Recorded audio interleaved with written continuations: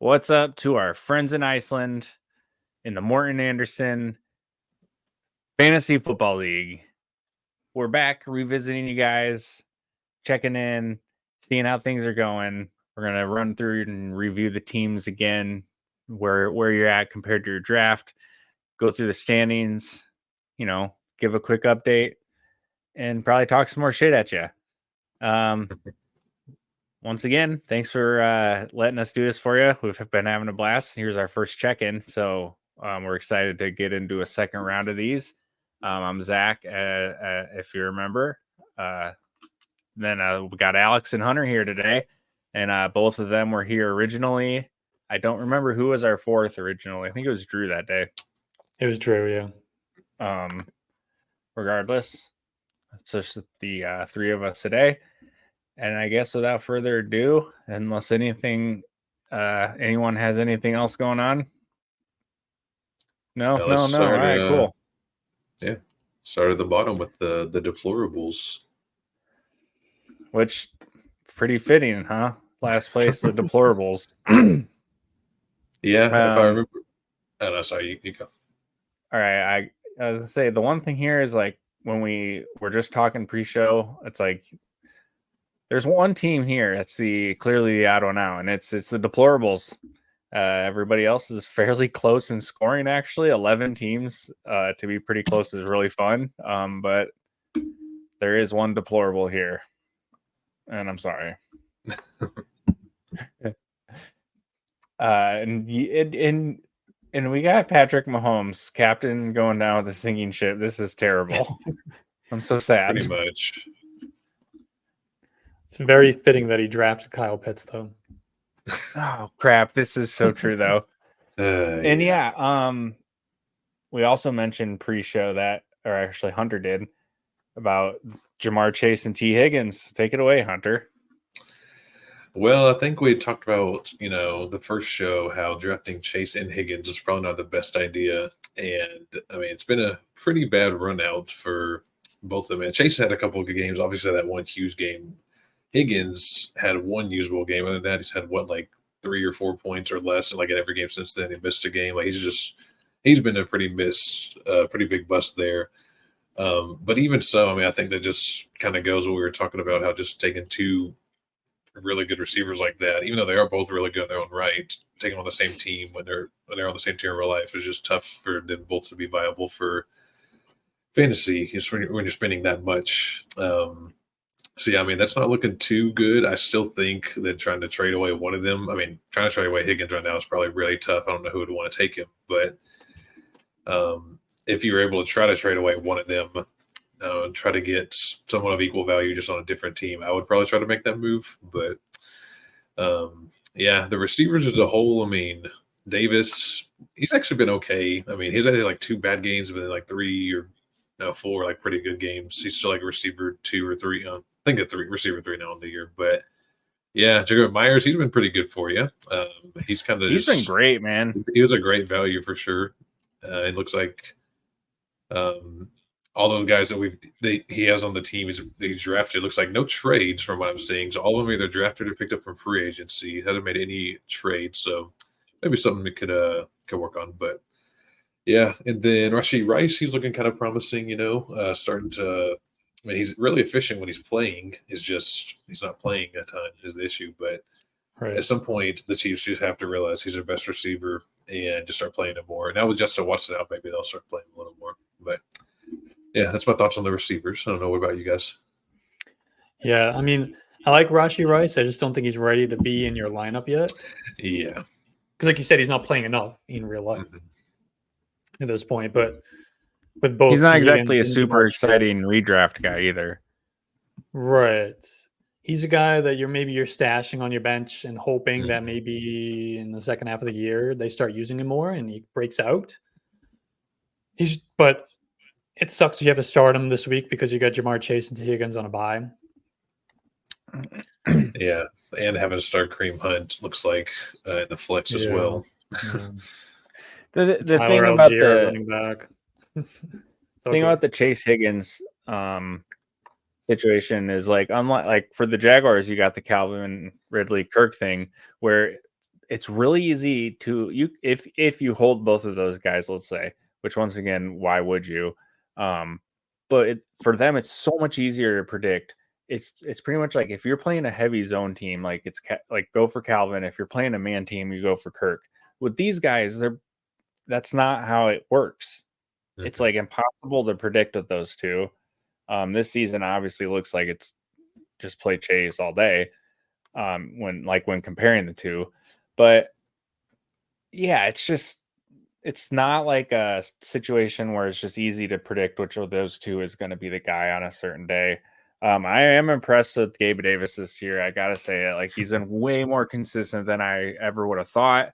So I gotta at least give Gabe Davis props because there's been enough shit laid on his pile for a long time. So he was a fine pick this year. I mean, he wasn't my favorite, but like last year, he's going at the 4th round. That was outrageous. I'll say it's it was this year. He was much more appropriately valued.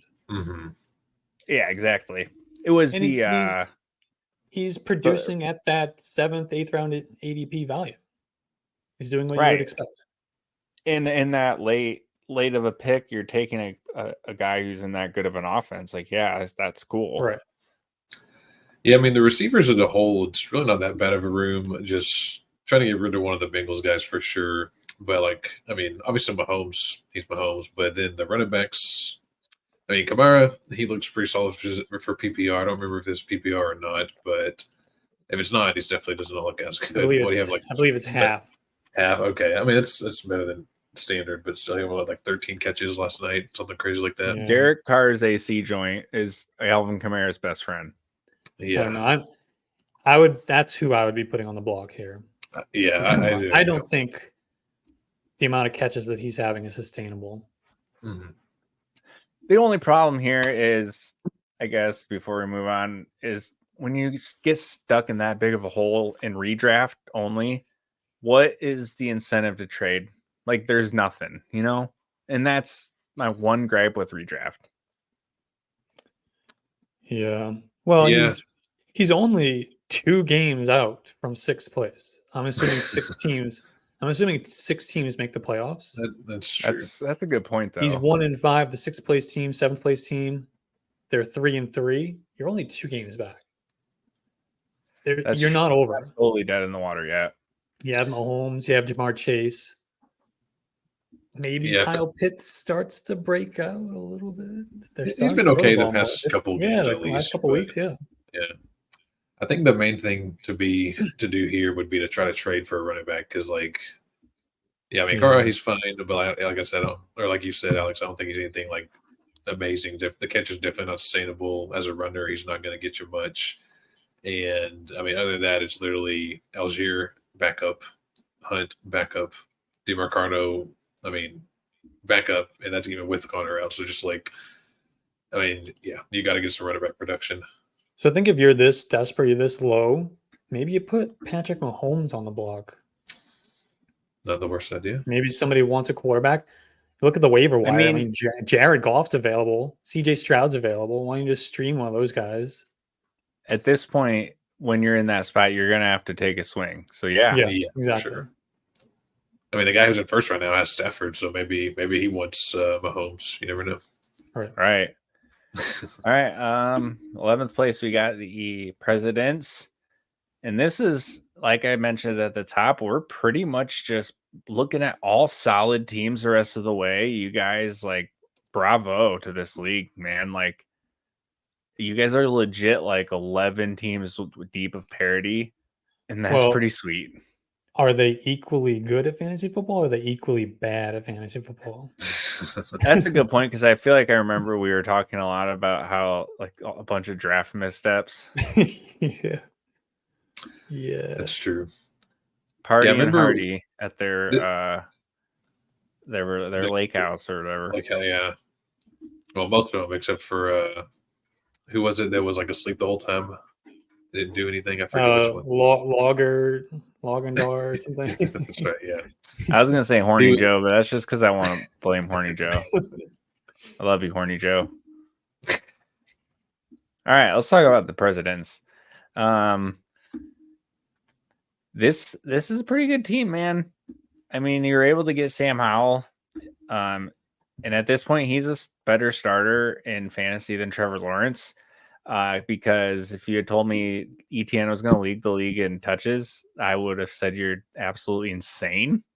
But here we are, and it's working, and they're playing good defense. I think that's one of the biggest things. I mean, obviously, I'm a huge Jags fan, but the defense has been killing it, and they're leading the league in turnovers, and they're creating a ton of short fields for the Jags. So, like, the yardage just hasn't been, the yardage opportunities haven't been there. All that to say, Sam Howell has been a legit fantasy quarterback. He might not keep his job in the long haul for the season because obviously fantasy versus real football is a completely different argument. But we're talking fantasy here, and garbage time, Sam, like, you gotta love it. And you were the one to get him in free agency, even though you had Trevor, so you were willing to take the stab at it. So bravo there. Justice Hill in free agency. That whole situation's a mess in Baltimore. The only running piece you want is Lamar. You traded for Alexander Madison, I just see. I'm intrigued about that. Let's see if we can. Yeah, I'm curious when the trade happened, if it was early in the year or. I want to know what it was. That's what I need to figure out. That's also true. I couldn't pull up the transactions. You couldn't figure it out? I tried. Yeah, normally if you go to league homepage, it says transactions, but like, or maybe if you click on the name, because you can say like traded from. Huh, weird.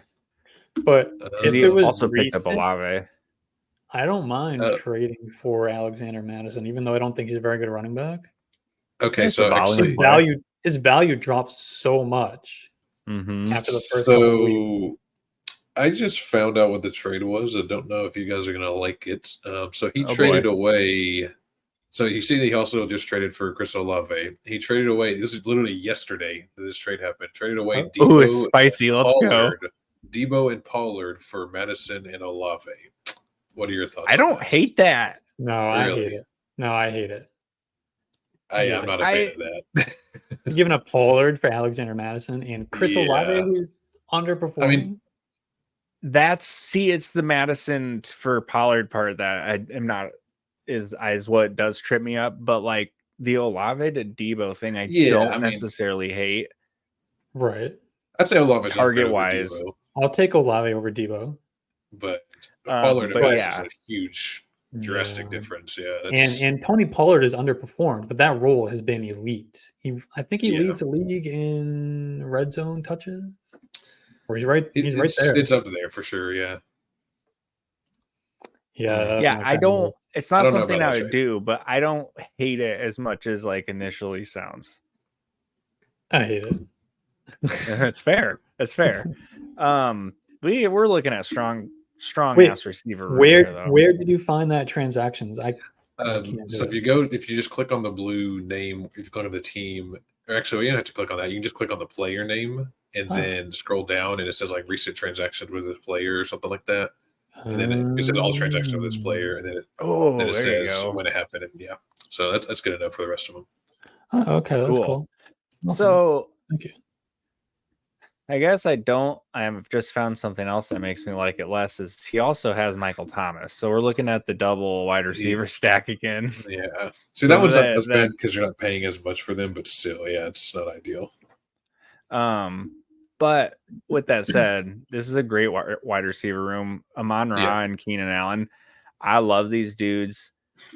Both of them just get insane targets, and they're reliable. And that's it. I mean, like, you can't ask for anything more. And now you have Olave. I mean, we just went over that, but now that he's here, he's going to keep getting a ton of targets too. And I just talked about how the Jags defense has been playing really well. Don't look into anything last night. Like, he sucked. Like, that's not him. Like, Derek Carr sucks. He still got 15 targets. If you look at the 15 targets, how many of those were like, how many of the 8 that he didn't catch where you're like, dude, you should have caught that? Like, maybe 1 or 2. So plus he was open for 2 more touchdowns that Carr missed. Right. Like I can picture one from last night that I definitely remember being like, ooh, Olave, you gotta have that one. Yeah. And there probably was one more. But for the most part, Derek Carr sucks. And Coach it's not gonna yeah, dude, that was hilarious. I was laughing so hard when they showed He Derek tried Carr to get back it pissed. up so much. And then did you see I caught later in the quarter they show the sideline Jags offense was on the field. They cut to Saints sideline. Carr's talking to Thomas and Shaheed. No Olave to be found. Yeah, I saw that. He took that But personally. anyways, I think he's gonna be fine moving forward. And then you got everybody loves to hate Cortland Sutton, but the dude has been Hasn't been bad. consistent as fuck this year. Age 29 breakout's happening. That dude, that's what I'm talking about. The old adage. Yeah. Just like we predicted. Yeah. You take away Exactly. the one Sauce Gardner game. And his lowest output for this league is 9.1. Like that's fantastic. solid. Especially let's see where he was drafted. 88th overall, 8th round. That's not bad. Yeah, that's about where he was going in lots of leagues. So yeah, I really like the wide receivers he's got. And running back, you're struggling because we talked about how Alexander Madison's your best one, and your bench looks like shit too. Yeah. McKinnon, I don't understand that this year. I wasn't expecting like fireworks from him, but I thought they would at least use him a decent amount still. And then Zeke is just gonna be Useless. Useless unless Ramondre goes down. That's just that. Even if Ramondre goes down. That's what I'm saying. Even then, Yeah, that offense is so bad that where's the upside? I don't know why he's on this roster. I mean, we talked about Zeke being on this bench on the first time we did this episode. He's still sitting there. I was listening to one of my Jaguars podcasts, and they were talking about how he would actually be like a really awesome trade target for the Jags. And I'm like, yeah, he actually really would. He would be everything they want Tank to be right now. He still got some juice. He had a 75-yard touchdown that got called back last week. But yeah, I mean, I would be in for adding him to the Jags offense for probably a late round pick. And what is he only $3 million or something? Yeah. Yeah. What about Trevor Lawrence? He hasn't really taken that step that we thought he was going to take. For fantasy. This offense, like I said, they're running it way more than I expected. Especially with the touchdowns. ETN's just eating the touchdowns up the last 3 weeks. 6 touchdowns in 3 weeks. Right. The nature of the offense for them was not supposed to be what it is. I think ETN just started balling and they're like, all right, let's go. So I would say that offense has underperformed, and yet they're still 5-2. So if they for get real going, life purposes, they're scary because they're playing defense. And yeah, this team is putting up 30 points while simultaneously bumblefucking their way there. And that's terrifying. Mm-hmm. So yeah,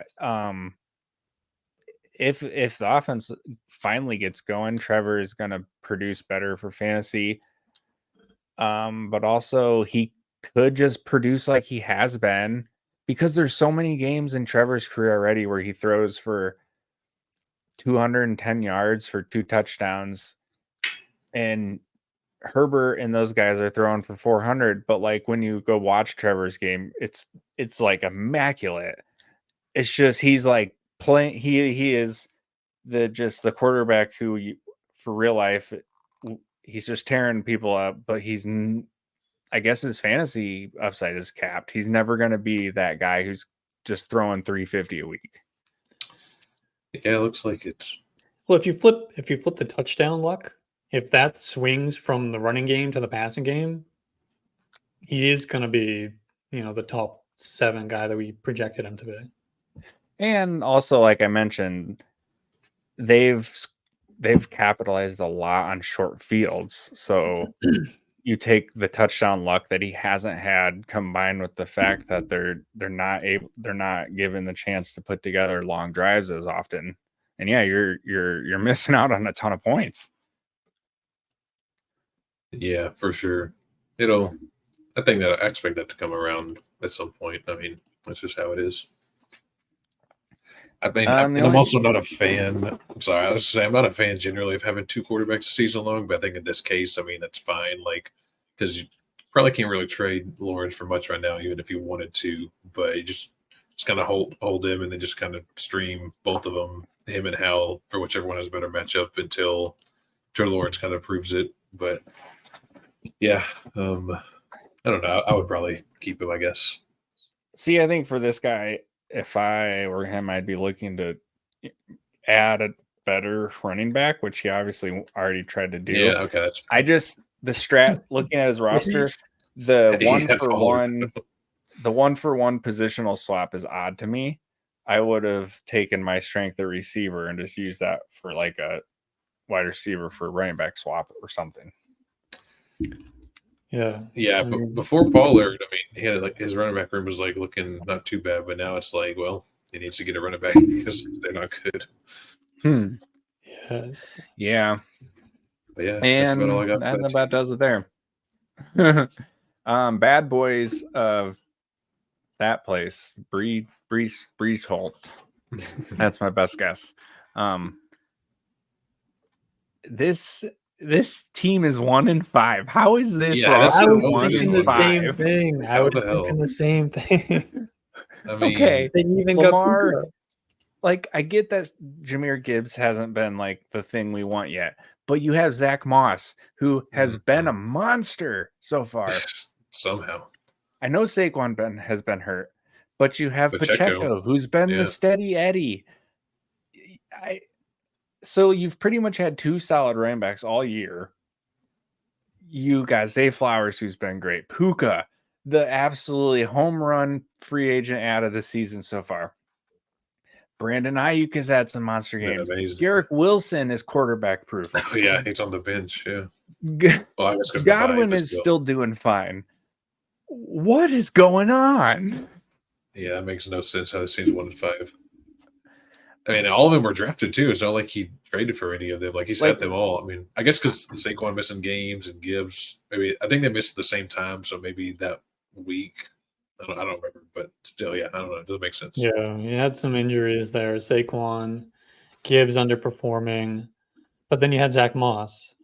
That's what I'm saying. It's like where you have one negative, you've got it replaced down below. Puka has given you elite wide receiver production, so you can't even. I don't know. Almost is second. Maybe most it's just bad lineup decisions. That could be it too. That's the second most points scored against him, but he's 6th in points scored. So like, definitely he's not like the 10th worst team in the league. He should not be 1-5. Just kind of had a little bit of bad luck, it looks like. So my only advice, Falcons #1 tight end. Yeah, pretty much. I was actually reading earlier today. Jonnu is like 3rd in the league among all tight ends in pre-touchdown points per game. Like, if you take all the touchdowns, what's their point per game? He averages like 10.5 points per game just without touchdowns, which is only behind Kelsey and Andrews and maybe one other guy. But like, he's been legit like really solid fantasy tight end just out of nowhere. It would have been really cool if the Patriots could have figured out how to use him properly. I was just about to say it. This is exactly what we wanted out of him and when he went to New England. The only advice I legit have here is just stay the course. Be willing to make a move. Like, you listen, but don't shop. And if you're making a move, you better make sure you you want to do it. Don't have any reservations about a move you're pulling a trigger on, because this team is good. I'm putting Saquon on the block. That is probably a Terrible smart choice. offensive That's- line, terrible offense. That's fair. You've Yeah, got the name I value. Got the name value. Okay, so Go- yeah, I will. Yeah, I can get on board with that. And I will say the receivers, I do like all 5 of those receivers individually, but I would honestly probably, I wouldn't actively try to trade one, I guess, but like I would at least consider trading one for like at least a better tight end. I mean, Well, can you? I know I just talked about John New, and it's hard to do like a direct receiver for tight end swap, but like if there's a possible way to do that, just because like you're leaving a really good receiver on the bench every week, even if you start 2 in flex and 2 in a receiver spot, so like I feel like you just try to get someone else that could actually contribute instead of being on the bench. But I think I would rather take 2 of the wide receivers and trade for an upgraded wide receiver. oh, that's a good idea too. Yeah, Because you can stream. They got Cole Kmet on the waiver wire. Pat Fryermuth, that's I know he's going to be out for a while, but maybe the second half of the year he gives you something. That's a really good call to double up like that because Yeah. someone's probably hurting right now. And there's, like I said, there's streamable tight ends on the waiver wire. Michael Mayer is on there. Taysom Yeah. Hill is starting to be consistent. I mean, hey, you know what? If they're gonna legit give the dude 10 rushes a game almost, and he's gonna get at least 1 or 2 red zone rushes a game, he's worth rostering. He had a bunch of targets last week. Not yet. Like it's stupid, but like yeah. If that's what we're gonna do, we just gotta accept it and try to take advantage of it. Yep. Even if we think it's stupid. so yeah, I really think the only thing to look at here is you could look to upgrade, but like I mentioned, I'm not pulling a trigger if I'm you unless I am 100% like, yeah, I want this. Because you are the guy. I think your record shows 1-5, but this team is good enough that where you don't have to force anything. And like we said with the other guy, you're only 2 games back from a playoff spot right now. With a much better shot. Right. You got this. Go for gold. For sure. All right. What about this next one? Bermondsey St. Browns. Someone who wants to take this one? I can start. I'm pretty sure this is the one where he took Najee like 14th or 15th overall, right? If I remember that correctly. I guess I could look on the team and see, can't I? So yeah, 14th overall. The draft order that's showing on ESPN, according to the emails that I received, isn't exactly accurate to what they actually drafted. Oh, so we were probably railing people for things that weren't we were. Yeah. It was like on Sleeper or something. They imported No, it. it was in person, and they have a picture of a draft where I have the picture, but you can't really read it very well. Okay. So I didn't bother sending it to you. But you can see that the order was definitely a little bit different. That makes more sense. Well, that sucks. Some of it was still bad. I think Juju still went in like the top 5. Some of it. I remember that. They were, wasn't quite as bad as we had killed them for. So this team's a little over the place. Herbert, he's been pretty good. Normally he's not like an amazing fantasy quarterback, kind of like Lawrence, like good real life, but he does usually get more yards. But he's been pretty good though. Bijan's been awesome when he plays, but again, he's just not getting a ton of work. But obviously, you still keep him. He's the type of guy that if Algier gets hurt, he could go average 25 a week or something crazy like that. Shut up. Najee. Just shut up with that sentence. Bijan Robinson, number 7 pick overall, the next greatest running back since you name it. Talked about this dude for 3 fucking years, and we're talking about his backup has to get hurt for him to be producing. To get the volume, I mean, just like, yeah, I mean, he's done good with the volume he's gotten, but he's just not getting true elite volume. Yeah. But he's only RB8. That's for Dennis. Fair point. Then Najee just, what else is there to say? He's horrible. Just, he's not obviously horrible. He's an NFL player, but I mean, his best he's game horrible. This Year, he's Trent Richardson. He sucks ass. It's okay. Just say it. 4 points, 4 points, 6 points, 10 points, 4 points. That's the season fantasy points so far. So that's really good. The other running backs, Jonathan Ingram, I don't know. Oh, he has Connor and A-Chain. Okay, that changes things. Actually, I just saw those. They're both on IR. Yeah. I mean, Connor's pretty solid. Obviously, he's actually done better than I thought he would this year before he got hurt. He was looking pretty good, and A-Chain obviously just amazing, and that's really sucks he got injured. But whenever they get back, that's actually a pretty good looking running back room. Honestly, the receivers. I mean, Metcalf, he's been hit or miss. Pickens had a couple big games, but with Deontay back, I don't know how that's gonna affect him. Judy, just he looks pretty bad. Palmer's looking pretty good, and JSN very, very slowly starting to ramp up and see a little more usage.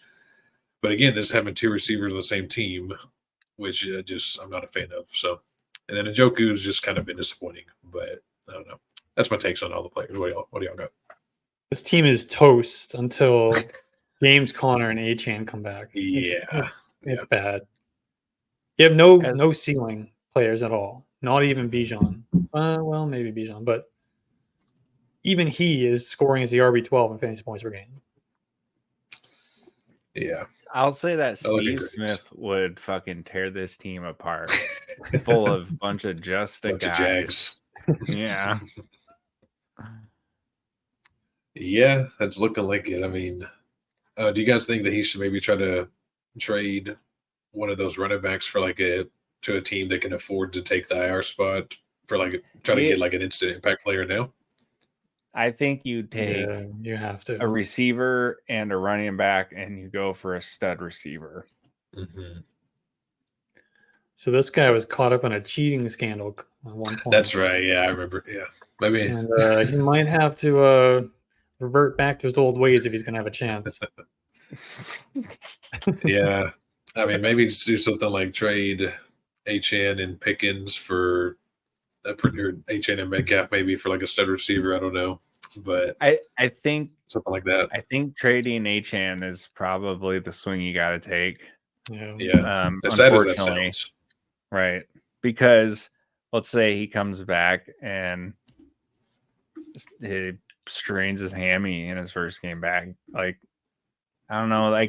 Obviously, in that offense and hit him in that scheme is just I don't even know what word. Yeah, I was just trying to come up with something. It is pure sex, and it is. But the thing with those speed guys, it's so easy for them to just take off and then there's a hamstring. And it's and that's the scary part.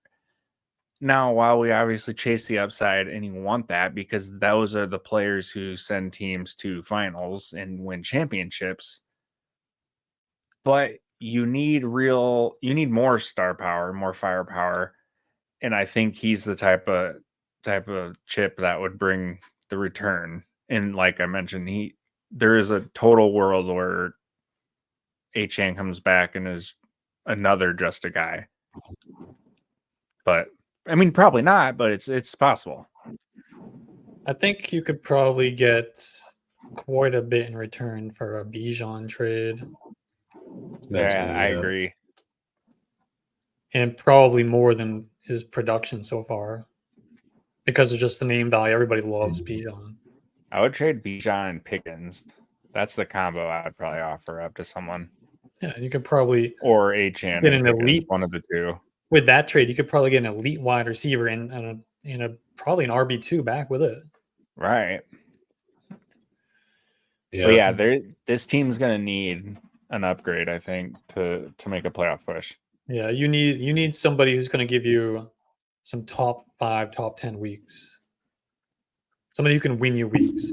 They don't have that on this team. They have a bunch of consistent weekly. You know what you're getting every week, but it's not going to be a lot type of guys.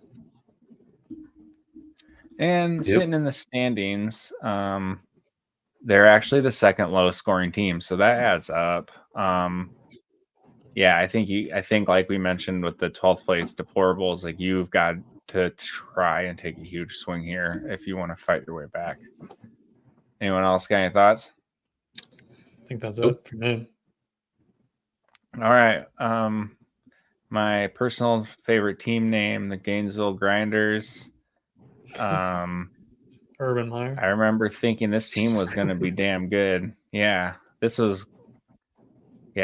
was going to be good. You were supposed to be the chosen one.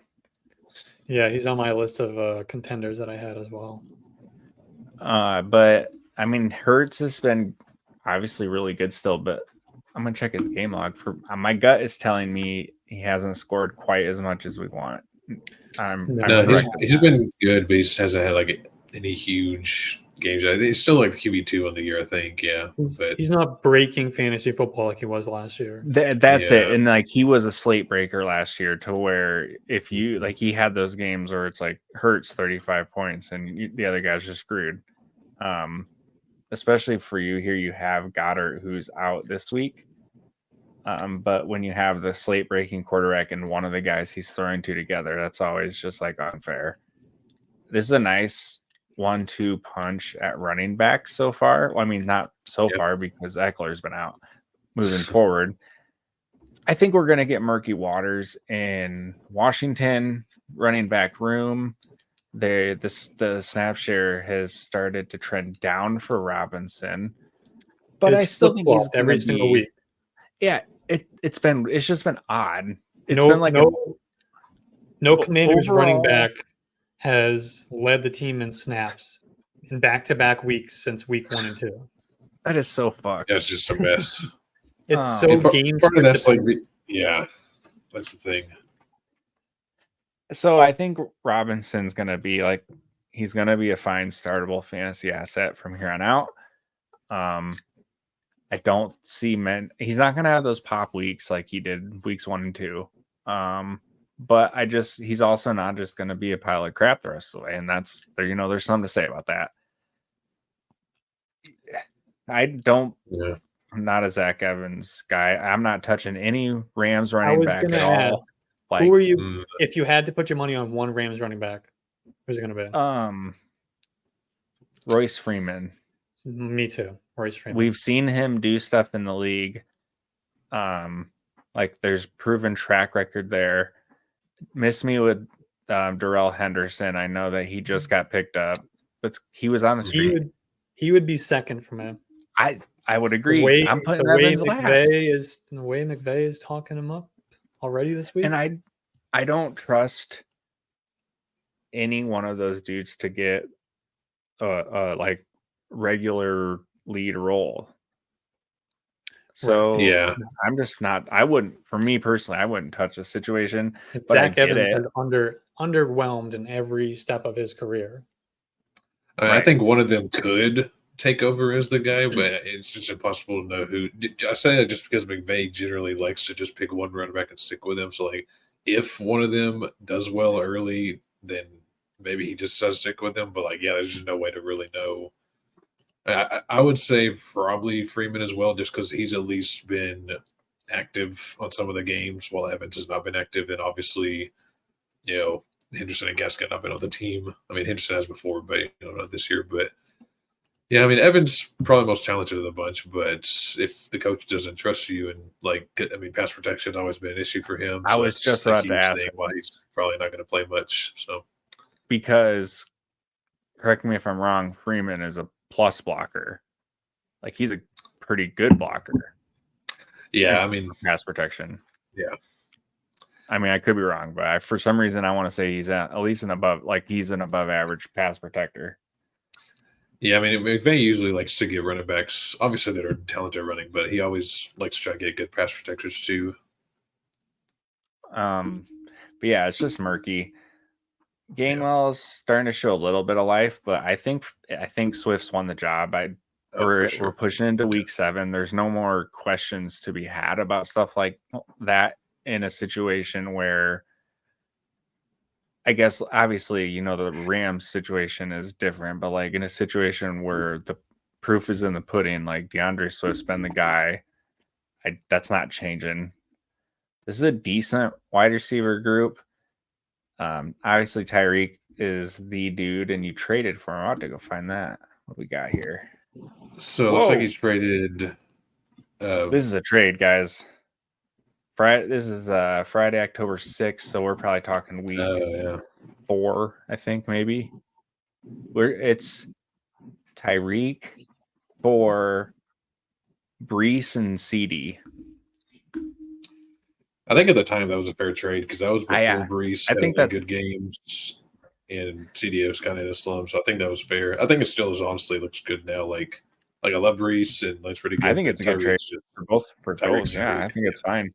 Give me Tyreek's side. Yeah, I would probably agree with that. And you just got Austin Eckler back. Yeah, this he's here to save the day here. Yeah. Yeah, there's. I think you can capitalize on some sort of move. Would be getting a better depth running back. Would be my advice. Yeah, you're gonna move Gainwell into that flex spot for this week over Zach Evans. Yeah, I think the Rams even Gus Edwards, which doesn't sound good, but either of them over Evans, I would agree. Yeah, I mean the Eagles are playing the Dolphins. I want Gainwell, but yeah, Gus Edwards too. In my mind, Rams are gonna go mega pass heavy this week. I would agree with that. Yeah. So stay the course, see what you can do. But this is another team that you've got a good roster that I don't think you need to panic since you're 2-4. One last thing I was going to say on this one: would you guys recommend trying to get rid of D-Hop with the Tannehill injury? I know it's going to be hard to get rid of him, but I think without Tannehill, if it's Willis, even if it's Levis, the floor is just so low for Hopkins, even though he's obviously a good player, but I don't know. What do you guys think about that? I'm holding because, like you mentioned, the value is so low at the moment, and Hopkins he's proven to be the type of receiver fuck it, DeAndre's down there somewhere. That's true. Especially and he's really good and he's really good in the slant game. He's really good in the intermediate field. He's a type of receiver that is a good friend for a young quarterback. So I could see Willis coming in and leaning on him because who the fuck else is he going to lean on in the passing game? Yeah, if anybody can survive Will Levis or Malik Willis at quarterback, it's DeAndre Hopkins.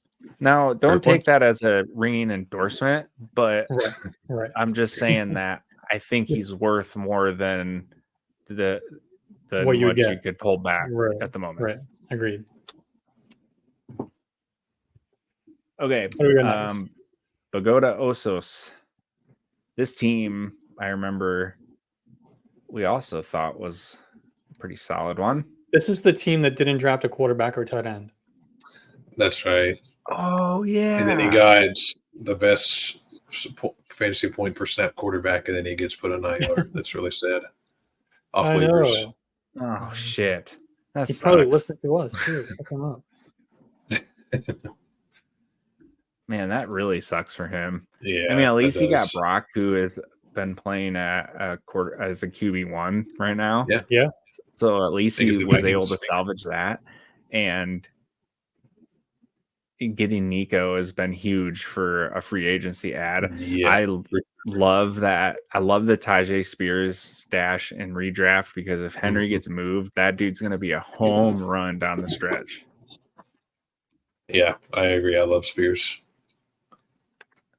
Other running backs, though, I mean, obviously CMC is CMC, but Mondre been disappointing. But he had a pretty good game last week. A couple other decent games. I'm not completely giving up on him. No, the schedule opens up for him. I don't know about Rashad White. He has not looked good. Warren, he's looked okay, but he's not a guy who's ever gonna have a huge ceiling. I feel the running back room's okay. He doesn't get Deontay back though. Obviously, it's a receiver, not a running back. But getting Deontay back, he's supposed to be back this week. That'll be pretty nice. I would probably take him off the IR and drop I guess drop Rico Dowdle. Easy. Start Deontay Warren this week. Yeah, I would do the same. Keep streaming tight end. Other than that, I would maybe try and make a move for a better RB2 if I could. But once again, how are you gonna do it? I was gonna say I don't really know the path for that. Other than maybe trading like Ramondre and Nico for much better running back or something. But yeah, What about Deontay Johnson coming off IR? oh, there you go. There's an idea. Or like, yeah, I would say Ramondre and Deontay and go swing for Saquon from that one guy down there. I don't know if that gets you Saquon. That's not going to get you Saquon. Maybe get you like Kamara or something. Yeah, maybe go for like a Pacheco. Yeah, you could probably get Pacheco plus for that. Yeah. Yeah. Look at us doing the people's work.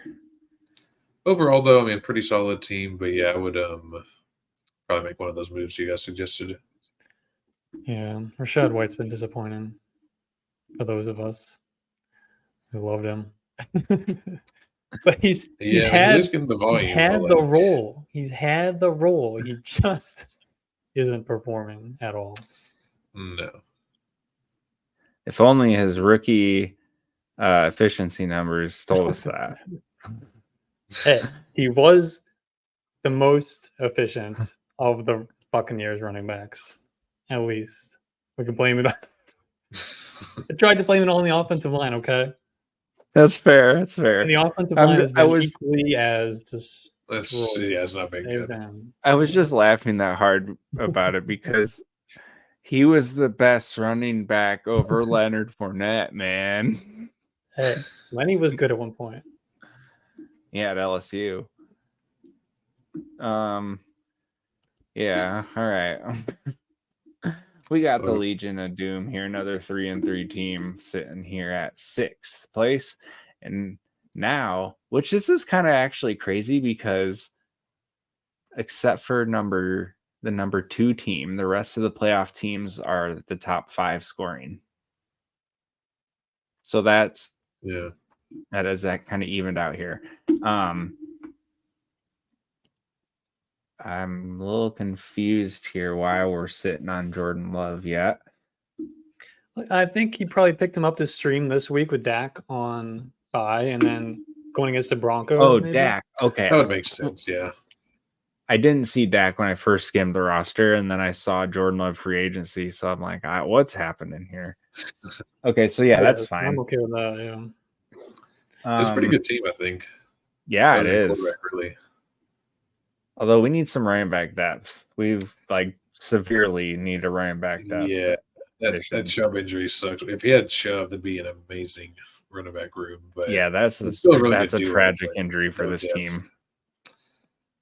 I don't know why Mooney's on your roster, honestly. Just get rid of him. Like, what's the point of having him? Well, it's because this guy is famous for his laziness in the league. That's too lazy to drop. Oh, Jesus. Yeah. The one who didn't help cook or clean. He doesn't help cook or clean, exactly. So we're dropping Giants after this week. Yeah. We're dropping Mooney. You're picking up whoever, and then you're trying to trade for a running back. There's some okay free agents. I mean, Elijah Mitchell is a free agent. Like, definitely could get him for some depth. He just got dropped. Yeah. Like, I don't know who dropped him. Like, but he's on waivers. He's on waivers right now until Sunday, so he just got dropped. Okay. I can't. I mean, which makes zero Singletary sense. Maybe Singletary's okay. Stash better than Mooney. I mean, let's see. I can't give this guy insane flack because I'm like super ADHD, and like my biggest weakness in playing fantasy is like the tedious ass shit like waivers. I fucking hate the waiver wire. I hate it so much. I don't play it. And I'm only in 4 leagues. No, 5. I'm in 5 leagues total. Almost 0 redraft because I hate the waiver wire. I don't have time to do that shit. And in Dynasty too, though. Like like dynasty and redraft. I'm in 5 leagues, and I think it's tedious as fuck. And I miss so many players because I just am like I don't know. So But like I can't shit on them too much. at least in dynasty leagues, the waivers are so deep that you're not missing too much. But yeah, I'm with you. I hate the waiver wire. That's why I love best ball teams. And if people invite me to leagues, if it's not best ball, I turn them down. Yeah, I will not add another league. That's for sure. Yeah, I'm in like three or 4 managed leagues, and I'm just like, I mean, I enjoy them all, but I kind of want to drop 1 or maybe 2 next year, just because, I don't understand how people are. Oh, I'm in 35 leagues. Right. And they have that's families and full-time jobs. And like, how do you keep track of that? Yeah, I would need to sit home for 2 days to work the waiver wire. I know this is a tangent, but here's my other thing about this. How do you root for anybody on Sunday? Right. Oh, That's another like you literally at that point you're just waiting for results to see what happens to your team. Right. Exactly. That's another I like to have a couple teams that I like and like really rooting for and care about. Yeah, that's why I drafted Justin Jefferson on all my teams this year. So now I'm sad for all of them. Oh, so it's your fault, Dick. Yeah, exactly. Good wide receivers all around. Nobody's like, I mean, DJ Moore's obviously been great, but like it's just a good room. You got Mark Andrews. Yeah, dude, you need to drop those 2 guys we said. Giants after this week, drop Mooney. Try and swing for another running back, and you probably won't do any of that. You probably won't listen to this. So good luck the rest of the way. Okay, the Breeze knees. Horny Joe, my man. All right, you're sitting here in 5th place, 670 points. So you, my friend, are in 3rd scoring. There's you actually 3, 4, and 5. Our next 3 teams are the top 3 in scoring, and these guys have put like a little bit of a gap. But Horny Joe, my friend, you've got yourself a team. Unfortunately for you, Justin Fields is hurt. You need him back because you cannot be starting Russell, man. Your team is too good to be trotting Russ out. This hasn't been that bad. Hold on. I mean, I will say there are at least some decent quarterbacks on the waiver wire that he can get if he needs to get rid of Russ until Fields is back. But his 2 for fantasy, he's been okay, I guess. But yeah, he's not been the worst. But his 2 20-point games on the year have been against the Bears and the Commanders. So his schedule does get a lot harder the rest of the way.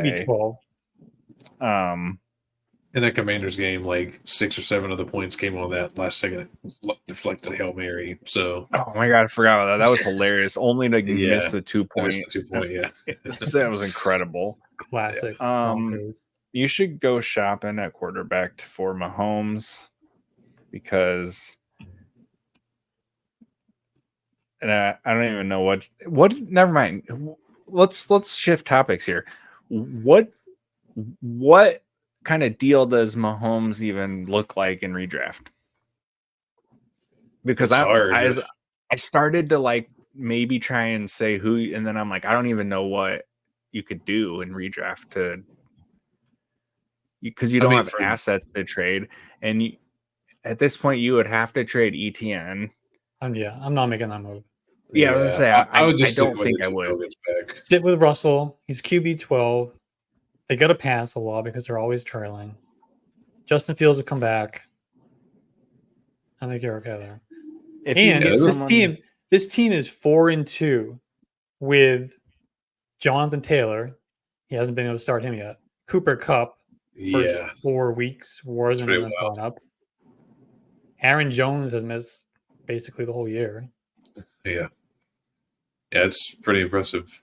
And Kittle, I mean, obviously he's played every week, but he's had like 2, like pretty much 0-point games still to get up there. So he probably won him that week that he scored. Oh, easily had which makes Kittle worth it from him. Yeah, he's super frustrating to roster, but you just got to play him knowing that he'll either get you 1 or he'll get you 30. You know. Yeah. If fantasy leagues awarded pancake block points, he'd be way more valuable and consistent. But they don't. But actually, I think I want to say, if I remember correctly, talking about this team, one of the points was like, if you can weather the early storm and wait for these reinforcements with Cup and Taylor, like this team might be fucking lethal. Mm-hmm. And here we are. Mm-hmm. So bravo. If you can get someone to buy on Jameson, you got to do it because he came off the big touchdown. But he had 3 targets? 9 routes. Oh, fuck, really? Yeah, he was barely playing. He just got that 1 touchdown. And his role was diminished from the week prior when he ran 15 routes. So, and I say all this as a guy who I loved him last year. I drafted him in a league. I have sold him. I sold him straight up for Rashee Rice in Dynasty. I'm sad that this is where we're at. He's never going to be a regular fantasy asset. If he develops into anything, he's going to be a very nice NFL football player, but he's never going to be a reliable fantasy asset. He's a great field stretcher. Right. So if you can get someone to bite, that's your number one move. Absolutely. Yep. I mean, the Lions have butchered their first round picks in both the last 2 years. Man, how good Going could Jameson they be? And then Gibbs, who Dan Campbell called a change-up running back. So a change-up running back and a one-dimensional field stretcher is how you're using your first-round draft capital. Yeah, just imagine Not great, Bob. I'm trying to think of how good that team would be. After Williams last year, I don't remember who it was, but Olave. Yeah, if they had Olave, oh my god, yeah, Can you imagine Chris Olave and with Amon-Ra Brown, yeah, Sam Laporta, yeah. Damn. And then who knows who they could have drafted with Gibbs instead of Gibbs? Probably JSN. Why not? I was just about to say JSN, man, fired up. There you go. Nice grab on the Adam Thielen free agency. He's another. He has majorly. He has I scooped him in a handful of best balls, and actually my best one. I'm winning one of my Millie leagues on DraftKings. One of my big reasons is Thielen because obviously he's just going ham, and the one reason I liked him so late is because a lot of times a rookie quarterback is just going to find that safety valve, and I just talked about it with the whole like Hopkins thing, the young quarterback just finding his guy, and clearly this is what's happening here. He had 2 catches in week 1, but his lowest output reception wise is 7 since then. How often do we get this reliable of a fantasy asset on this shitty of an offense? Pretty rare. I mean, he's definitely going to regress. Especially when we all wrote him off. Right. Yeah. Well, I think part of it too is he was still running a ton of like perimeter routes last year, and now he's like almost exclusively, full-time slot guy. And at this point of his career, just fits his skill set better, And because plus all those other things you said, yeah. Like obviously Jags fans, so like Maurice Jones-Drew comes to mind for me. For years, those offenses were so bad, but he was a top 5 redraft pick for like 3-4 years straight. But like you said, Alex, he was expected to do that. Like, this is Thielen putting this kind of numbers out when he was a free pickup in every league. He was in the coffin. Right. Yeah. Undertaker right here. So yeah, that was awesome to get him on this team. Christian Kirk's just been fantastic since week 1 as well.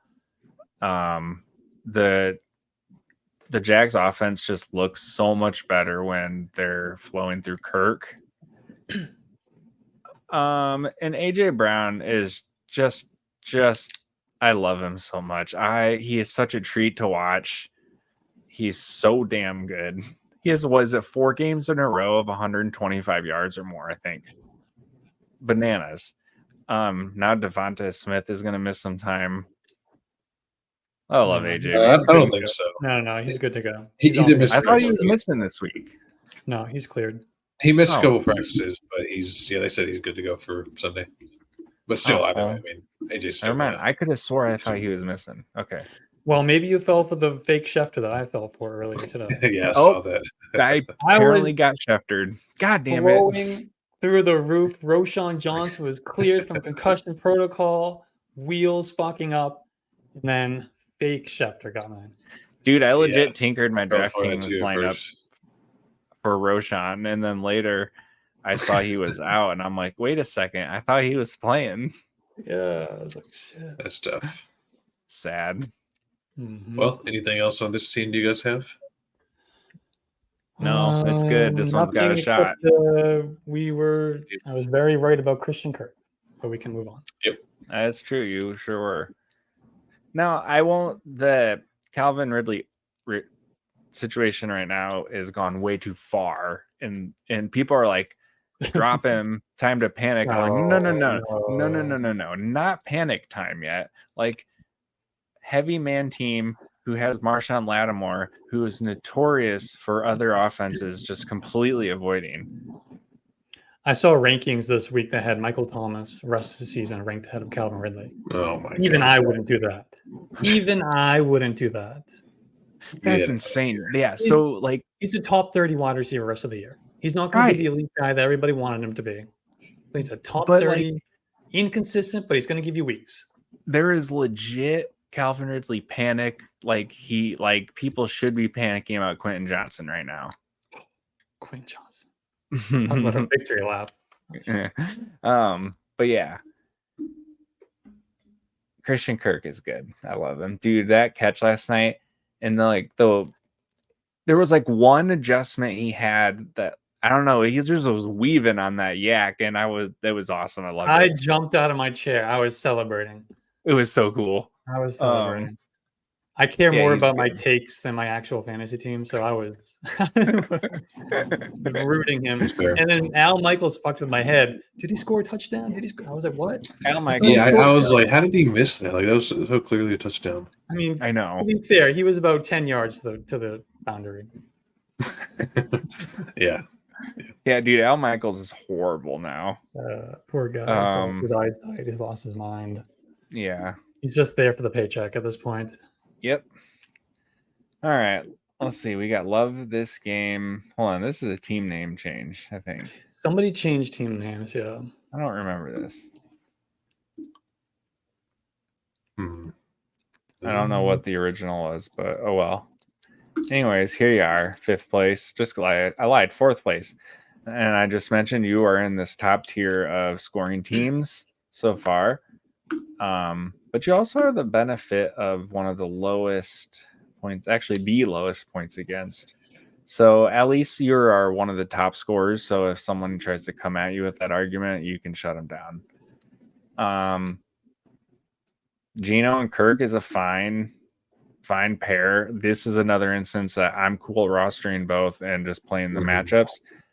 Man, the JJ injury kills Kirk a lot, though. It just kills the offense in general. Kirk's production is just going to be capped, and that sucked because he was on pace to throw like 5,000 yards almost. Yeah, I'm very annoyed because I traded for him in a dynasty league, a superflex league, because I had Aaron Rodgers as my QB2, and my team is freaking loaded. I was like, I gotta go get a quarterback. I traded a 1st-round pick to get Kirk Cousins, and the next week Jefferson's gone. I was like, Sucks. hit. And now I feel like I wasted that 1st-round pick because I'm not going to get that value back from him ever. Right. It would have been worth it to make the run, but It'd be like that. But you've got a good spot with those two to kind of play the matchups from here on out. Kenneth Walker is still that guy. offensive line sucks, and he is still making lemonade here. And Charbonnet obviously is just here for a little bit of passing work. This isn't right. This is the Travis Etienne tank situation all over again, but just not as extreme. But Walker is fucking good, man. Like, my one complaint about him is sometimes he does try to bounce things out too much, but that offensive line sucks. That's his game. I mean, he's right, gonna, and that it's the thing where you get annoyed by it, but he produces chunks and positive plays at a higher rate than the average running back does doing it. You got to take the good with the bad with him, and it's mostly. Here's the thing with Walker for me. Oh, sorry, no, you go. You go, Zach. I was just gonna say there's just so much home run potential with him. I agree. There's tons of home run potential, and I love him for like a best ball or DraftKings. But for season long, he does scare me a little bit just because that floor is pretty low. Like, obviously, like he's doing well this year, but like look at week 1, we didn't score a touchdown. He had 8 points. Like if he doesn't score a touchdown, he may not be having that big a game. He hasn't had a 100-yard game yet. Those will come. This week is a great matchup, but if you look at the schedule, it's a little concerning because weeks 8 and 9, Browns and Ravens, tough matchups. And then pretty much from week 12 through the rest of the fantasy season, he has a tough matchup. He has Niners twice, Cowboys, Eagles, Titans, and Steelers. Like, none of those are really that's a gauntlet for the fantasy playoffs. Yeah, and obviously, like, not saying that just because it's a bad matchup, he's going to be horrible or anything, but, like, I think he's at a point now where if you could get something better for him, like, I wouldn't be opposed to it. Like, I definitely like him as a player and everything, and I agree with what you guys said, but, like, I don't know, that just scares me a little bit because like he has a high ceiling, but his floor is pretty low, and if he has tough matchups like that, the floor might be a little more inclined to go towards the low floor. I don't know, but I could certainly disagree. No, I think that's a spot on take. The schedule clamping down when you need him the most is definitely concerning. He's got, I mean, you were the lucky guy to get Jerome Ford. I know it's not been paying off like you would want. He had the blow up game when he came in. He then got one of the hardest run defenses in the league in the Titans immediately after, and he got 18 points. The next game, Dorian Thompson-Robinson played, and the offense looked like complete ass. And then he played the 49ers. Like, this in a redraft, this is a buy low guy for me in redraft. Because you're talking about schedule, and now he's about to play Indy, Seattle, Arizona his next 3 games. Like, this is a big test for him these next 3 weeks. And I think if you need a running back, he's a guy you could buy, and you need to do it now. Yep, I agree. Still got Derrick Henry. He's not going to give you what you paid for. Like, you just need to accept that. Hope he gets traded to a better team, to be honest. And now that I'm talking this through out loud, like, the Browns actually make a shitload of sense. And that would kill Jerome Ford for you, which would really suck. But for like real life purposes, like Derrick Henry to the Browns trade would actually like be really lethal. I don't want that to happen. Probably not. But the NFL salary cap's fake, so they probably could. That's true. That's bad. At least for like a rental. Jaleel McLaughlin, I really like this guy as a player. Not in redraft. I think he'd be a cool dynasty stash. This guy's got some juice. So I'm cool. I'd be cool stashing him in dynasty to see if something ever happens. You've got 3 running backs all getting touches regularly in that offense. It's a nightmare. I really like Samandre. I just combined names so bad. Samaje. I liked him a lot this year, like a ton. With the Javonte injury, and then the fact that Sean Payton's offenses have used 2 backs. I mean, Samaje looked great when he was the fill-in for Mixon. I never in a million years did I think this was going to be a 3-headed monster. So, whoops. But yeah, you got to play him right now, obviously, because bye week and stuff. But that's not exactly the most exciting prospect for redraft. But you got a decent top 3 at receiver. I don't like Osborne and Beckham moving forward, though. So this team traded Michael Pittman for Terry McLaurin straight up. Anybody like that? Interesting. I don't like that. Wait, sorry, I missed that. He traded Michael Pittman for Terry McLaurin. No, I don't like that. No, I don't either.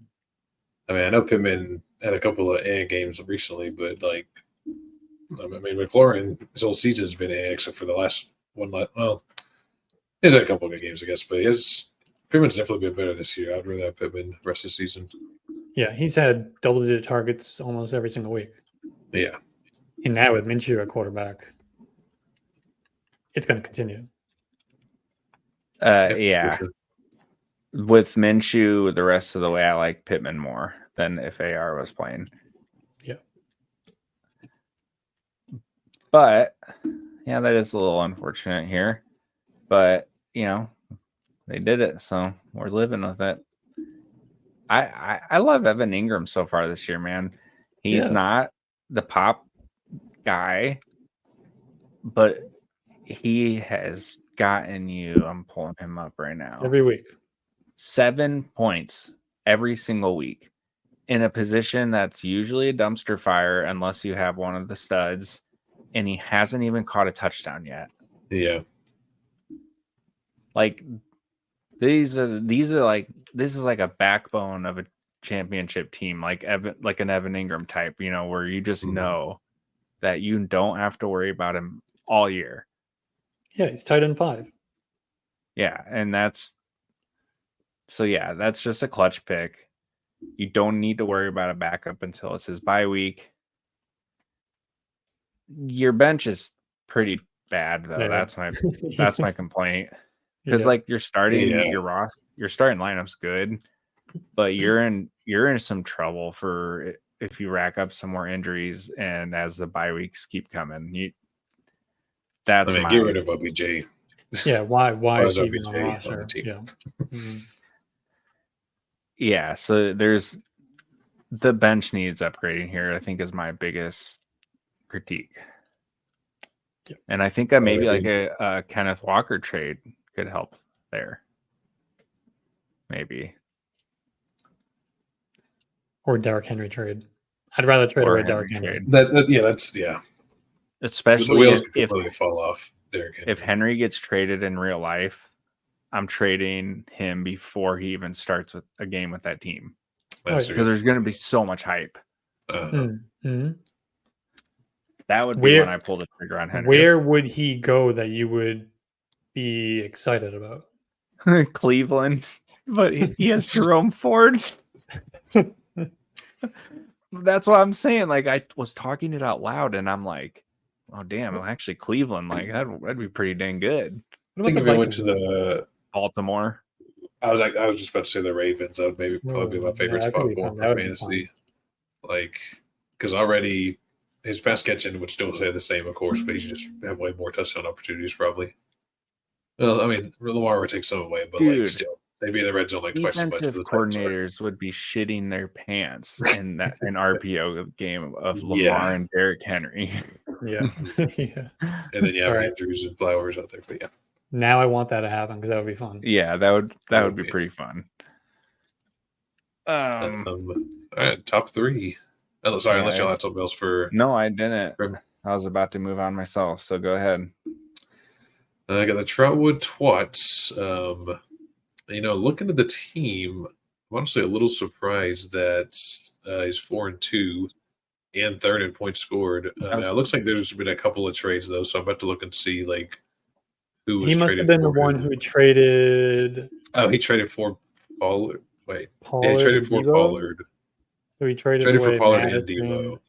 He traded away Madison and Olave, so he got the good side of that deal. So he won that. Oh yeah, he has Kyron. And that was recent. You said right. Yeah, literally yesterday that trade happened. Yeah. Okay, so he has He is- Kyren. So that's He's the highest point scorer. Yeah, that's pretty wild. Kyren is a huge win for that. He probably started Tank Dell maybe at least one of those weeks. He probably picked him up after that first big game he had, I would guess. Tutu Atwell probably gave you a couple good weeks. Tutu's been solid. The other, Javonte and Donta Foreman, though, neither of them's really been. Oh, Mostert, obviously, looking around at it, Mostert's been amazing. Oh, yeah. Laporta's been awesome. Yeah. Allen's still QB1, even though he hasn't been like truly incredible. He's still QB1, right? So, and now with Pollard in the fold, I mean that if Pollard's starting, obviously, and then Mostert until HN gets back, and then probably right when HN gets back is when Kyren Williams should get back, so that can kind of make up for that. Looks like a pretty good team once Kyren is back, honestly. So he traded I was Justin Yep, I Jefferson was just looking at this. and for Sam Laporta and Kyren Williams. Oh. Okay, so he hasn't even had Kyren for most of the season then. Okay. No, he just got him in. He had him for 1 week and he's out. Okay, well that Or maybe that's he even had more him for 2 weeks. confusing. That's even more confusing how he just got Pollard, didn't have Kyren. He's been Well, starting he had those JJ. running backs. Well, yeah, but still, That's these right. running Yeah, backs yeah, though, yeah, like yeah. I mean, I guess other than Mostert, but like Javonte Williams and Foreman, they haven't done like anything at all. So I guess Mostert just completely carried the running back room so far. Yeah. He fell for the Kyren Williams trap. Yep. Yeah, does not look. Obviously, you can't predict the injury, I guess, but like I would not have done that before. No, I don't think He's that just was really sustainable. inefficient before this one blow-up game. He's 195 pounds and he runs a 4.65. He runs a 4.65. He's like an okay player, just with a really good role. On a That was right. not going to continue. Yeah. Yeah. Well, and of course I got destroyed because I made a video last week saying to sell Kyren Williams and he goes for like 150 yards in the second half. My comments, he didn't do anything. Yeah. My comments on YouTube and TikTok are just destroying me right now. Oh, I'm sure. Still. Stay strong. I'll come fight some battles with you. I have fun trolling people sometimes. Yeah, me too. I've tried to not do it as much this year. I know that same. Like I try and not let myself get too deep into it because I'll rabbit hole it bad if I get going. So yeah, I gotta make myself not. Yeah, this is just a weird. It's just a weird team, man. Like the way it all came together. Yeah. The JJ trade. You're gonna regret that one. Like if he had JJ on this team still after he just got Pollard and Debo, like that would have been like obviously JJ is gonna be out a few more weeks, but like could have got a lot more for him. Are we 100% sure that Jefferson's coming back after 4 weeks? And I mean, that's very might be a little bit longer because isn't it? They said 4 to 6 weeks now. Well, 4 to 6 weeks from when it first happened. So I guess 3 to 5. Whatever. What is his incentive to push it? The team's 1-5. He's trying to get his. He hasn't gotten paid. And he has nothing to prove as far as getting paid. I guess that's true. Yeah. That's a good point, though. Sit back and watch it burn. I personally, as soon as that happened, I traded him away. Look what you guys are without me. Give me the money. I kind of was apprehensive just because I don't know. I traded him away for Puka, which sounds crazy and like a month or two ago, but like I just thought because kind of those same concerns. What if he doesn't come back, or what if he comes back later, or what if the Vikings trade Cousins? Then he's stuck with whoever their backup even is. I don't remember, but plus my team was not looking too good. I kind of I couldn't afford to take a 0 for those weeks, but not that my team really matters. I'm just saying a kind of similar situation. I feel like Puka is a better haul than Kyren and Laporta, but I don't know. Yeah, agreed. But it's still a pretty good team, but yeah, I don't know. Yeah. Pollard should help. But well, if you have Pollard and Mostert starting as your two running backs, Pretty good run back, Joe. the receivers are not good though. Yeah. No, like you got to drop Jaden Reed at this point. Like I like him, the player, and I like him for Dynasty still, but he hasn't caught more than 4 balls in a game, and that was pre Christian Watson coming back. Right. And Rashid Shaheed, Tank Dell, Tutu Atwell's in your lineup. Would you guys try to trade? I know I just traded for Kyron, but would you, if it looks like Kyron's going to be back, like, let's say hypothetically he's back in 2 weeks, would you try to trade him for like someone that needs a running back that could give you a decent receiver if they would go for that? The second they say they're designating Kyron Williams to return from IR, is he on IR? No, I don't think he's officially on IR, no. But The they said second he'll be on multiple weeks. Yeah. Second he's practicing, Mhm. I'm trading his ass. It's an ankle, Yeah. correct? A high ankle sprain? Yeah, ankle sprain. Mhm. How often do we see these guys with a high ankle sprain come back and then they're still not themselves for 3, 4, 5, 6 weeks? dude, that was what messed up JT last year, wasn't it? Yeah. And Saquon the year before. Yep. And It's a good call. numerous other people. Mhm. And then on top of that, numerous other talented running backs. right, exactly. And he's no Jonathan Taylor. No. You're dropping Zach Charbonnet too. I mean, unless Do you hold- Walker's out, I mean, no value there. I might hold him for the handcuff factor. That's true because he's one of the your few. starting running back. There's your starter.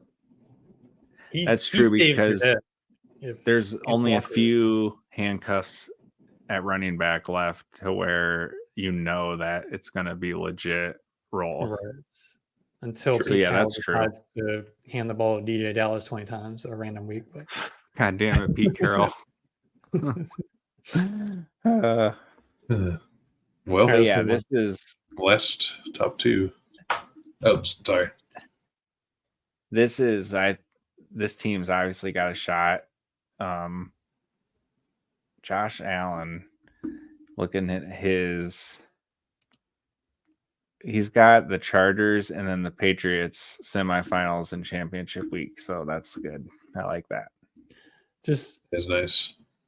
the thing with the Patriots is that game could be dragged into the mud and just be, a 17 or 13 game, especially in December. Right. No matter where it's at. Say, yeah. But yeah, you gotta get some running back help, my friend. And number 2 team, not even taking a shot at that name. Zekadigas? Sure. Interesting Why team. won't it load? Here we go. Okay. So you got Tua, but you didn't get the stack, which sucks because the Tua Tyreek stack is the most lethal stack in the game. Well, he had Hill, and then he traded him. He was the one who traded for Brees and CeeDee Lamb. He traded away Hill for those 2. Oh my god, that makes it so bad. You had the stack of stacks. Tyreek Hill, yes. Yeah, I mean, hurts I my do like heart. Bruce CD, but especially, I didn't realize he had 2 of the. If I knew that he had 2, I would have. Well, I mean, we said to keep the Hillside either way, but that does make it worse. Yes, because so Tua currently is QB3 in this league. Tyreek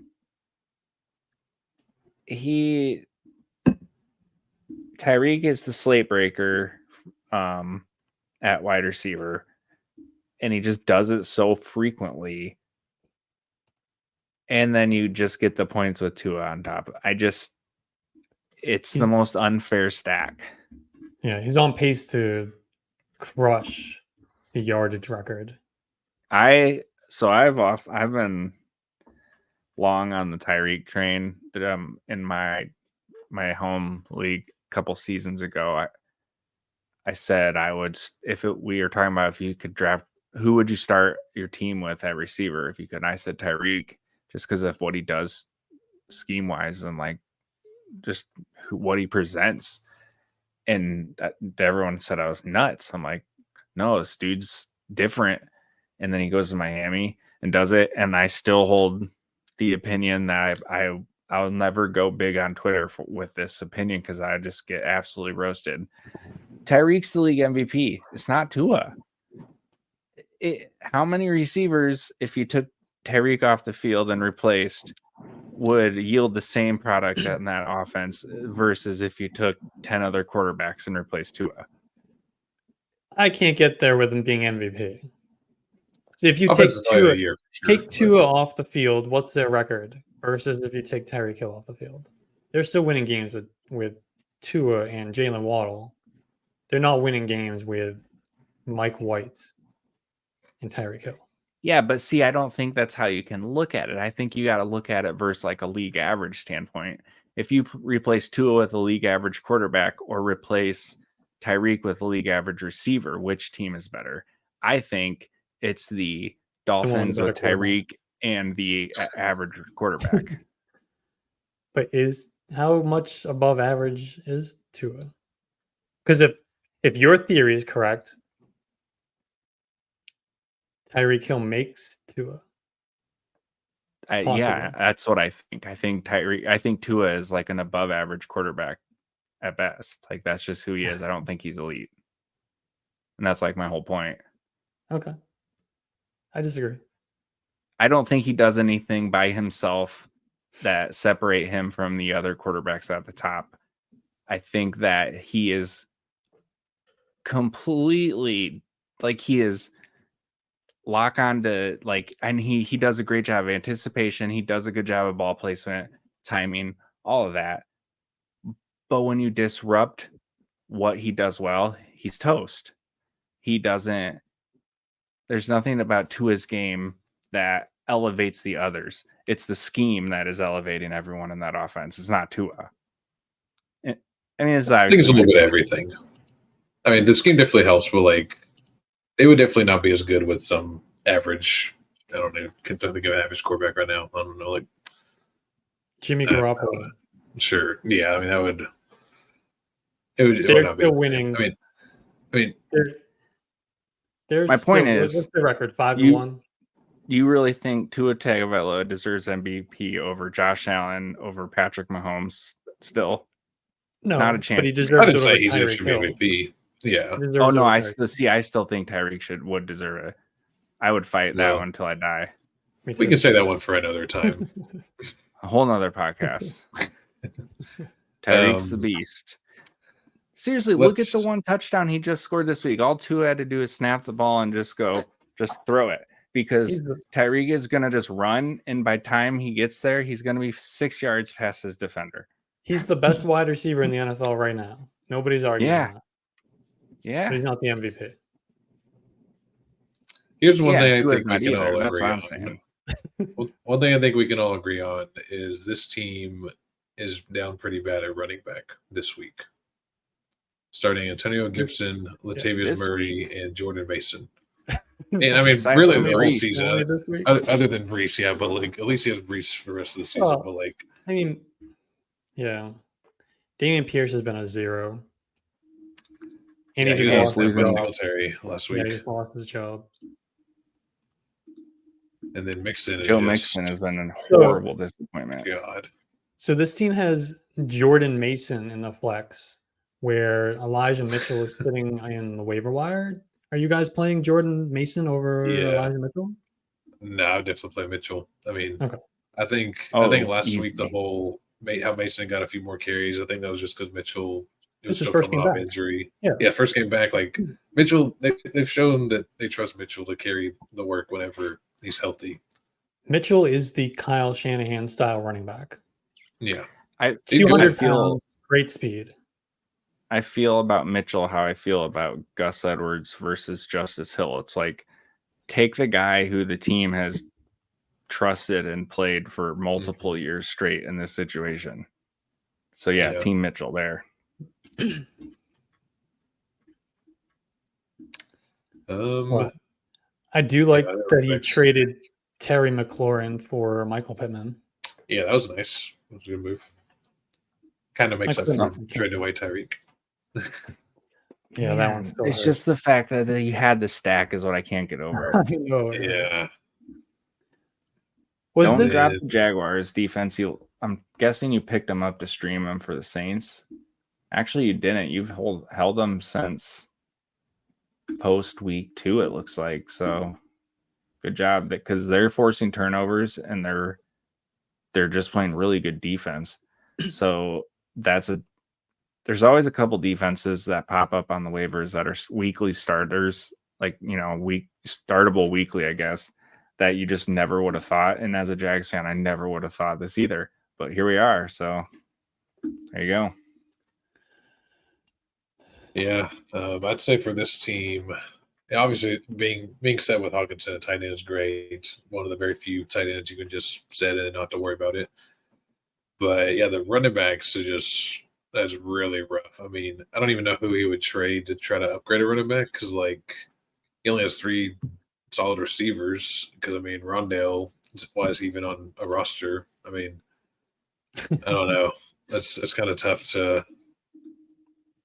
I don't know. It also needs to get a receiver, I guess, but running back is definitely more of a need than a receiver if you had to pick one or the other. But I think he's got CeeDee Lamb. That's okay. But yeah, he's on the bench. He needs more. He needs more a wide receiver.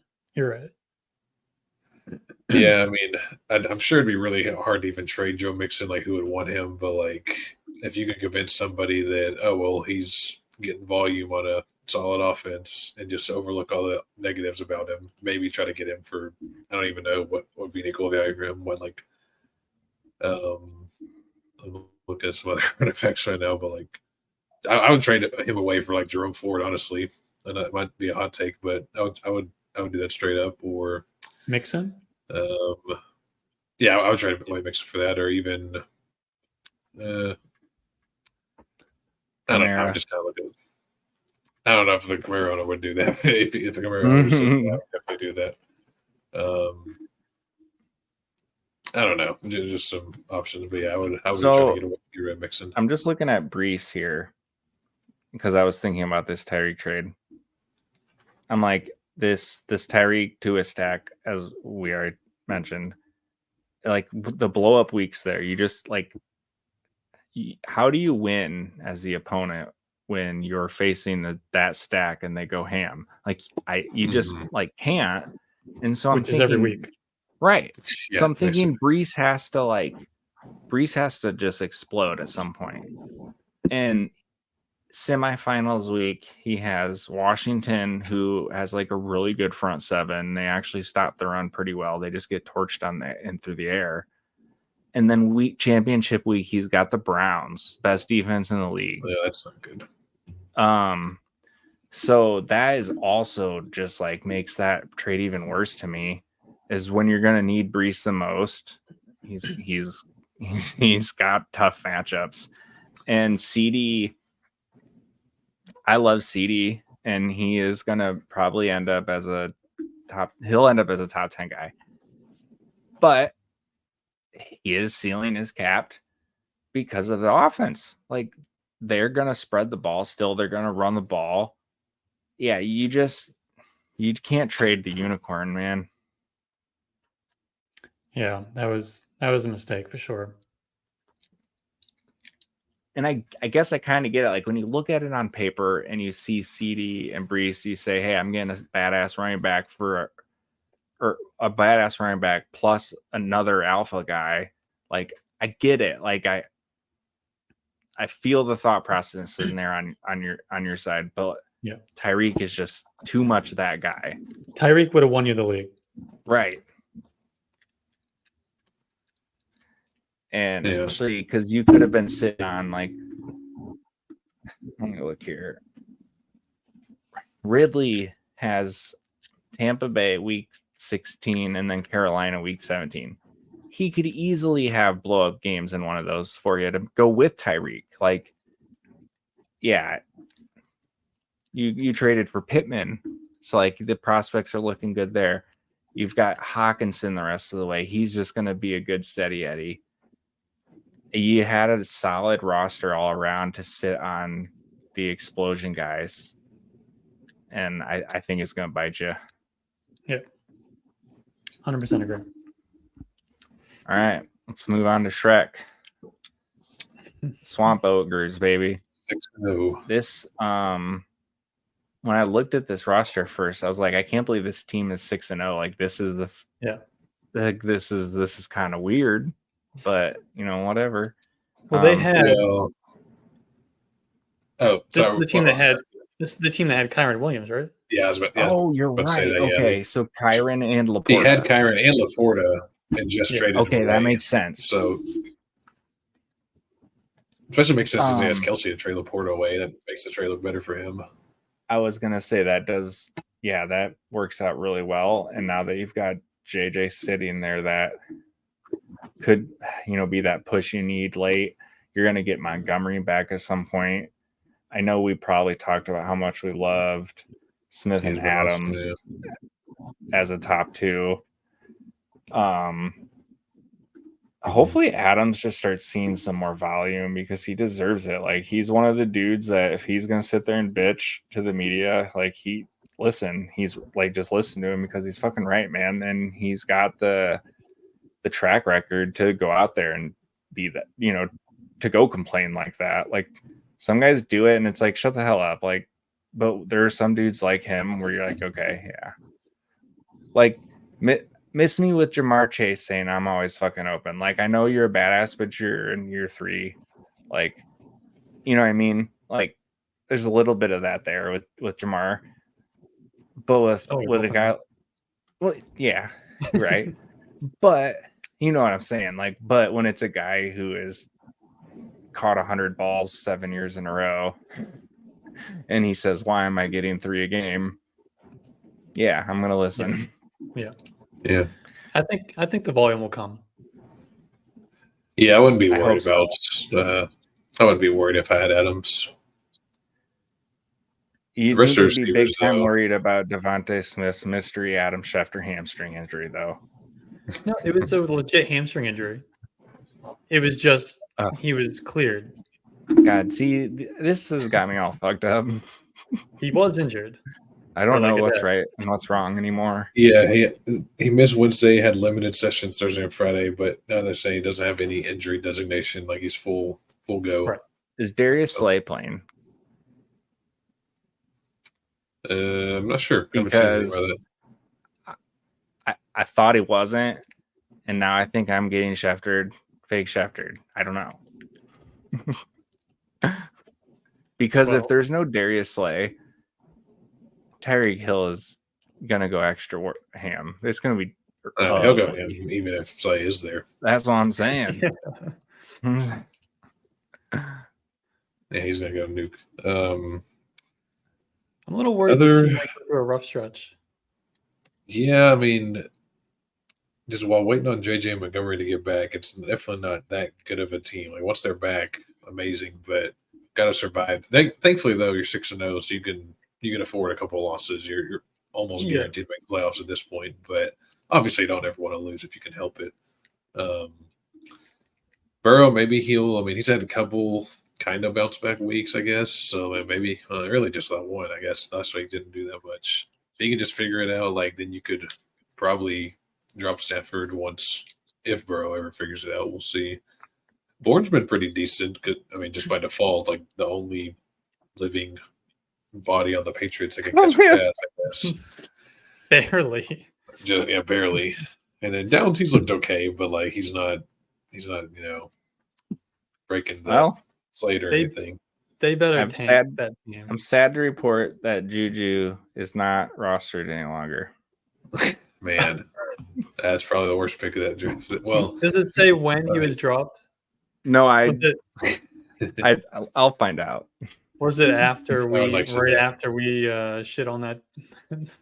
Draft pick? It says Wednesday, October 11th, he was dropped. So only a week ago. Yeah. Finally gave up. Oh, yeah, that was the last place team. Yeah, that explains it. Yeah, I guess that's about all for a team for me. How confident are you guys in Devontae Smith? I think he's good. I think it's perfectly fine. I mean, he's still getting targets. He's still getting lots of air yards, which I love air yards. I'm a sucker for those. Yep. I mean, he had that one big drop last week that would have been like a 50-yard touchdown or something. I mean, if he catches that, we're not even worried about him probably. So 11 targets. So I was a lot higher on him this year than I was in the past on him. Like I had turned the corner. I'm like, okay, I wasn't like a Devonta Smith guy, and I turned the corner. I'm like, he's okay. This guy's legit. He's good, and I still feel that way. But I think the gap to him and AJB is wider than I created it preseason. Yes. Yeah, AJB definitely is. Some players the clear one. Like he's the alpha. Yeah, he's the alpha. But Devonta Devonta is a great too. The spike weeks are going to come for him for sure. Right. And we've mentioned with the, I don't know if we did on this episode, but just doing these podcasts, we've talked a lot about how with the Eagles, when one thing's working, they don't stop until you stop it. Like we just saw it a couple weeks ago with Dallas Goedert. We've been watching it with AJB. There was that Thursday night game with DeAndre Swift. It's gonna happen for Smith at some point. They're gonna find that matchup to where one team just can't cover this. Literally the same fucking play too. They will just keep doing the same damn thing until you make them stop. And so it's gonna come for them. Yeah, and you got the Panthers' best running back, Chuba Hubbard. I mean, it's clutch to he's got them both. If he's got, if he's why he's waiting. I would honestly, once Sanders comes back, I'd try to trade him. I'm obviously very low value for him, but yeah, I've been very low on Sanders all year and pretty high on Chuba. So it's kind of been working out. Yeah, me too. I like Chuba coming in to the season. Yeah, I mean, he looks. I mean, his game last week was better than any of Sanders' games so far. He was one of my favorite guys to draft on my 0 RB teams. Yeah, I was taking a lot to him, and I got him on a season-long team. I think I took him like 14th, 15th round, something like that. But just one of those classic, late round running backs that just ends up could be pretty solid. I mean, I think based on what he's done, they have to at least give him like an even split. And I even before Sanders missed his last game, it was getting pretty close. But I think Chuba might be overtaking him like a little bit at least. I think he should at least. Imagine giving Miles Sanders that contract and then realizing the better running back is Chuba Hubbard. Yeah, that's pretty bad contract. I think the funniest thing to me, it was like the running back offseason of disrespect and not getting paid. And then there's Miles Sanders in the corner like, Yeah, why would you be the one to get paid?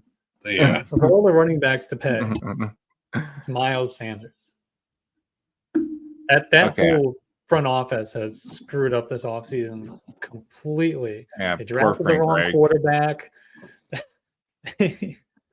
Well, I mean, it sounds like if you read between the lines when Frank Reich has talked the last few weeks, it sounds like Bryce Young, the owner forced Young on him. Yeah. And that's just doomed from the start. How often does that ever work when the owner says, you're picking my guy? Never. Yeah, you're right. Yeah. Never. That's like I was like so convinced draft night the Colts were taking Levis at 4 because I thought it was going to be Irsay to be like, you're taking Levis. And I'm like, Shane Steichen. I texted my one friend because I live in Indiana, so I have a bunch of Colts fan friends. Texted one of them, and I'm like, Shane Steichen just saved your fucking franchise, dude. Well, then because I was so convinced it was about to be an Irsay move. I think you were right because didn't Irsay after the first round he tweeted out, "Do you think we should draft Will Levis also at the top of the second?" Yeah, I remember that. Yes, you were completely right. Levis was his guy. He did. Well, it's because Irsay loves the tall, strong, big white quarterback because of Manning, and he was able to find the Manning reincarnate in Luck. And so it's like that's his dude. Yeah, I was so convinced what Levis was going for, and when they said AR, I was crushed. I'm gonna throw a curveball at you guys.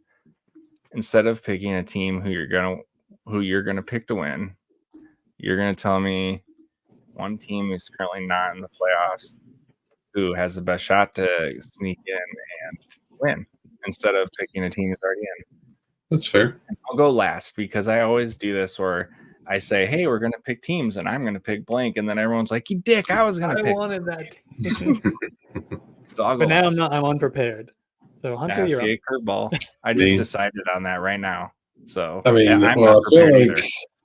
me neither, but I feel like based on what we said, I might pick one that y'all already eyeing. But I guess if I got first pick, I get to pick them. So let's say the Bad Boys of Reholt. I still can't pronounce it, but I mean, like we talked about, like, yeah, he's 1-5, but that's such a good team. And Lamar, awesome. Got a really good group of running backs, great receivers, tight end. I mean, he'll figure it out, just streaming guys. But like, there's tight end's like the only like weakness on the team, but that's a weakness for most teams. So it's a wash. But I mean, at 1-5, obviously it's a bit of a hill to climb, but it's really not that bad. So I would say that'd be my sleeper pick.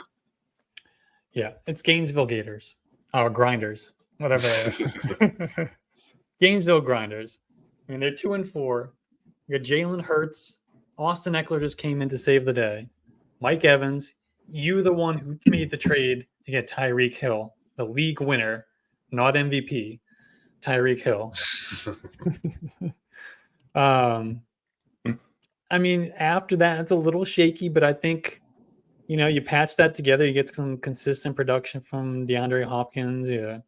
Curtis Samuel's been playing well. Maybe Jeff Wilson comes back and is somebody you can play in the flex. Yeah, that's absolutely, for me, that's the easy choice. They will. Okay. I'm going to make a guarantee. This team will be in the playoffs. Not just in the playoffs, they're going to be in the top 4. Ooh, okay. That's a hot take. I like Guaranteed. it. I'm going to go out on a limb, and I'm going to say the Presidents are going to sneak in and I can't say that I'm putting my stamp on them for a title, but I think they're going to sneak in and they're going to make some noise. I was and about to say, be a pain in the ass. Well, I'm feeling a little biased. I didn't even notice that. I biased. honestly, I like the Sam Howell ceiling going down the season, playing in garbage time and rushing. I think your running backs, you just are gonna you just gotta scoop by and hope they don't totally tank, because Amon-Ra and Keenan and Sutton and Olave is going to be a really nice 4 for you. Hopefully Waller can turn it around a little. So I think this team could sneak in the playoffs and make some noise. I agree. Maybe you should trade Alexander Madison and Chris Olave for Tony Pollard and Deebo Samuel. That would make this feels like a Panthers saying they need a wide receiver 1 situation. Yeah. And then they're going to trade for Jerry Jeudy, the fakest wide receiver 1 the world has ever seen. You go from the most underrated wide receiver 1 in DJ Moore to trying to maybe trade for Jerry Jeudy. I can't. Yeah. I don't get why they would even want to trade for him anyway, because they're 0-6 and they already traded away picks to get young. Like you do not need to be trading away more picks. Like to be honest, I don't think the Colts make sense either. I that one makes no sense to me either. No, I mean they have a decent I agree. trio. Yeah, they literally have a better Jerry Jeudy already with Josh Downs. Thank you. Yeah, and like everyone talks about getting these like receivers to pair with your young quarterback. Yeah, then go get a real alpha receiver. They have a real alpha receiver. Well, the Colts. The Colts do. Michael Pittman. I mean, Pittman's good. He's not an alpha. All right. I don't know about that. Dude's averaging over 10 targets a game. Yeah, but if I just don't, when I'm thinking like an alpha guy, I mean, I'm talking like one of those dudes, you just plop them out there on their own and you know they're just going to be a badass no matter what. And those are the type of dudes who have been getting traded for, like the DJ Moore, AJ Brown, Stephon Diggs. You know what I mean? I would never put Pittman in a top 10 wide receiver list. Okay. He's not. No, he's not those guys. He's the next tier That's down all. from those guys. That's all I was going for. He's a with that junior take. alpha. He's a junior alpha. Alpha Junior, I'll take it. But yeah, that's all we got here again. I don't know if we're gonna do another one. Probably. I don't even remember with these anymore. With If this people league? want, we'll do more. I think Did they that's sign where one we're up at. for playoffs? Yeah, right before the playoffs. Go That's for what it. I'm talking about. They gotta order another one though. Yeah. Okay, gotcha. With that said, I got nothing left for the people. No, this was fun. It was good to see like this first one we did where we did the preseason one. They could see how they're doing now, and some of our predictions came true, some didn't. But it's just fun to kind of see how it all played out so far. I liked processing the trades live as well. That was cool. Yeah. And you gotta love how the laziest guy in the league is living up to his reputation. Yeah. Yep. You love to see it. All right. I'll see you later, guys. All right, have a good one.